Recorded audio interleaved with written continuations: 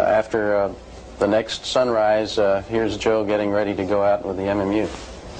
We have a sequence of footage now that are drawn from both the EVAs, interspersed. We won't distinguish between the two, but try to give you a flavor for what it was like. Rick says right at sunrise we went out.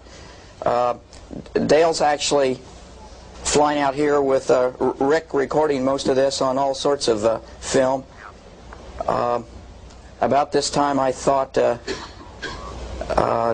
he should think twice about it, but Dale, go ahead and describe. Joe had done this on flight day 5 and had proven that the MMU and the Stinger concept for capturing the satellite worked, in fact worked perfectly. And I essentially had just a lot of fun on flight day 7. On flight day 7, it all worked. It took a big load off my mind. I flew out a little bit differently than Joe had. You might remember Joe commenting that the sun had bothered him. It was in his eyes during the last phase.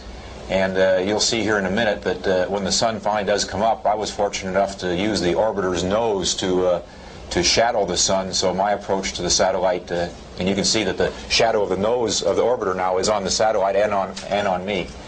And so my docking was a little bit easier with that information that Joe had given me from the earlier EVA.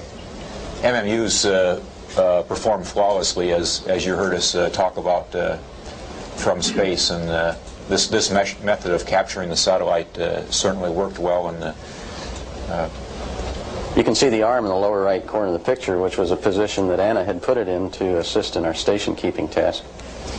Notice that the people who brought that satellite to us left it in absolutely perfect position with regard to its rotation and lack of nutation, which we appreciated. We can't emphasize that enough. The satellite originally was rotating 50 revolutions per minute, but was slowed down by ground controllers very painstakingly over many, many weeks' time. Positioned and slowed down, and in the slowing they left it still turning at a very, very regular rate. So it made our job absolutely easy as pie.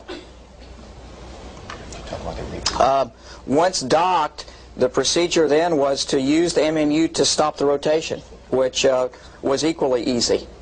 You can see it's now quite stable, and the MMU pilot could then maneuver the satellite, turn it wherever we wanted it in such a way that Anna could grab the grapple fixture. Yeah, this is a sequence from the first rendezvous, and it worked just like it did in the simulator, getting Joe commands to maneuver it such that I could see the end effector, the grapple target, and it went very well, very smoothly.